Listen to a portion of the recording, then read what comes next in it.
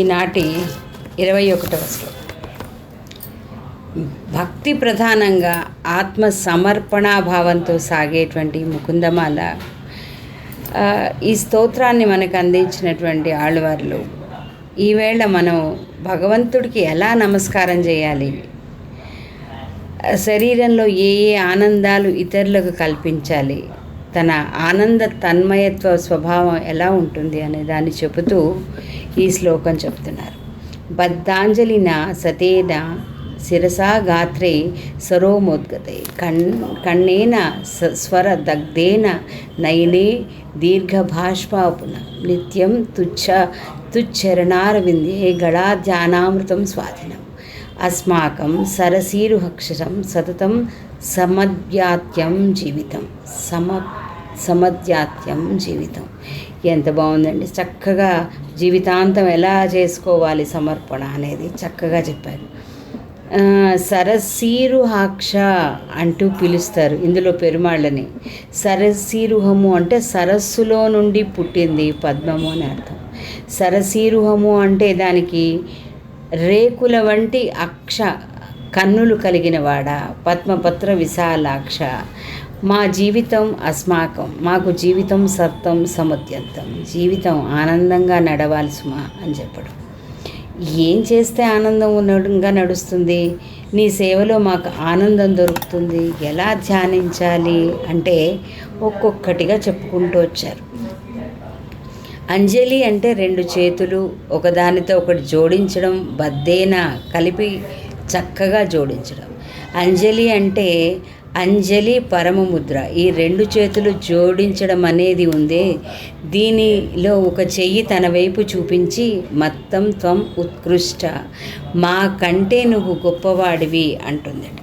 2వ చెయ్యి స్వామిని చూపించి తత్వమహం అపకృష్ట, నేను నీకంటే చాలా చిన్నవాడినయ్యా, తక్కువ వాడినయ్యా అంటుందట. ఇది కరతల ద్వయం సంపుటీకరణం అంటారు. ఈ భావనతో 2 చేతులు జోడించి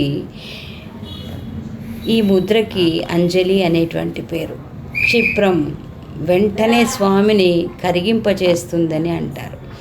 ఆహా, వీడు నాకు దండం పెట్టాడే, ఎంత కష్టపడ్డాడో అని మనని చూసి కరిగిపోతాడట పరాత్పరుడు. 2వది నతేన శిరస్సు వంచి, ఈ శిరస్సు అనేది వంచకపోతే మీరు చేసిన నమస్కారానికి విలువ ఉంటుందా? ఉండదు. ఎవరికి నేను తలనే వంచను, తల వంచడంలో ఎంత అదృష్టం ఉంది, ఎటువంటి భావాన్ని అది గోచరింపచేస్తుంది అంటే నీకు పూర్ణ హృదయంతో నమస్కరిస్తున్నాను అని చెప్పడానికి తల వంచి నమస్కరిస్తాం మనం. అలాగే గాత్రే సరోమోద్గై, ఇక శరీర అవయవాలన్నీ ఉన్నాయే, ఒక గగురుపాటు, ఒక ఆనందం, ఒక పులకింత రావడం, ఇట్లా తదాత్మ్యం. ఆయన్ని చూసిన వెంటనే మనకి అలాంటి ఒక గగురుపాటు అనేది మన వినయంగా త్రికరణ శుద్ధిగా మనం నమస్కరిస్తే తప్పకుండా కలుగుతుంది. ఇక ఈ పద్యంలో కన్నుల్ భాష్పముల్ దొరల, కళ్ళల్లో నీళ్లు వచ్చేస్తున్నాయిట. ఎంతో కాలం తర్వాత మనకు అయిన వాళ్ళని చూస్తే ఇది తప్పకుండా కలిగేటువంటి భావన. ఇక్కడ చింతామృత స్వాద సంధానుండై మరచెన్ సురారిసుతుండు. ఈ శ్రీనారాయణుడు పాద పద్మయుగళి, ఇవన్నింటినీ ఆయన పాదాలని చూసినప్పుడు మనకు కలిగేటువంటి భావన ఇది. ఈ నయనో గంధి భాష్మము, కాళ్ళల్లో ఆనంద బాష్పాలు, మోదాశ్రువులు అలా వచ్చేస్తాయిట. ఇక్కడ మోదాశ్రువులు అంటే ఆనంద అశ్రువులు. ఇవి ఆహ్లాద సీత నేత్రము, ఆనందంతో కనుక కళ్ళల్లో నుండి నీళ్లు వస్తే అవి చల్లగా ఉంటాయట. ఆహ్లాద సీత నేత్రము పులక్కి కాకృతగా గాత్రవాన్. సరిగ్గా ఇవే భావాలు. కళ్ళలోంటి చల్లటి నీళ్లు వచ్చేసి ఒళ్ళంతా పులకించిపోయినప్పుడు చేసే ఆ ధ్యానం ఎలా ఉంటుందో పోతనామాత్యుల వారు ఎంత బాగా వర్ణించారు. ఇక్కడ వైకుంఠ చింత వివర్చిత చిత్తుడై ఎక్కడు నేర్చుచు నొక్క చోట. ఈయన ఇంకా చెప్పుకుంటూ పోతే చాలా చాలా రకాలుగా అందరూ ఎవరికి కలిగినటువంటి భావాన్ని వాళ్ళు చెప్తూ వచ్చారు.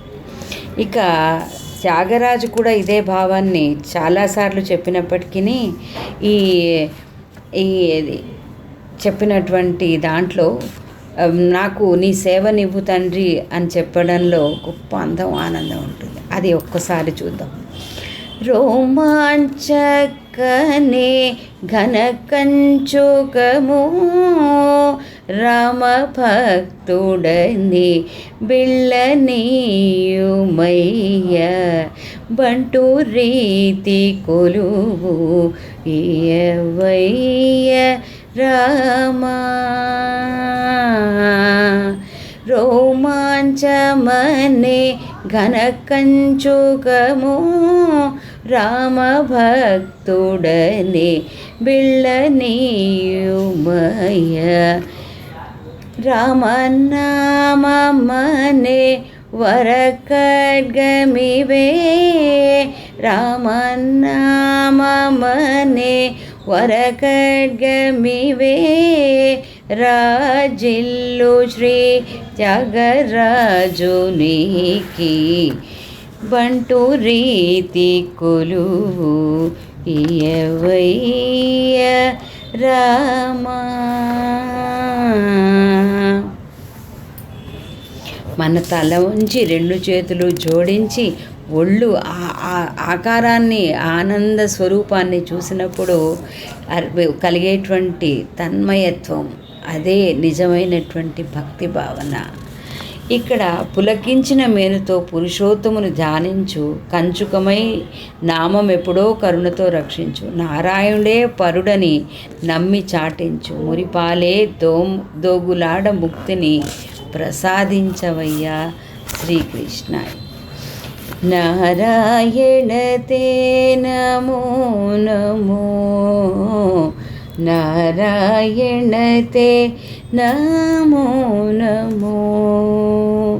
మురహర భవహర ముకుంద మాధవ మురహర భవహర ముకుంద మాధవ గరుడ గమన పంకజనాభ పరమ పురుష భవబంధ విమోచన నరమృగ శరీర నమో నమో. నారాయణ తే నమో నమో.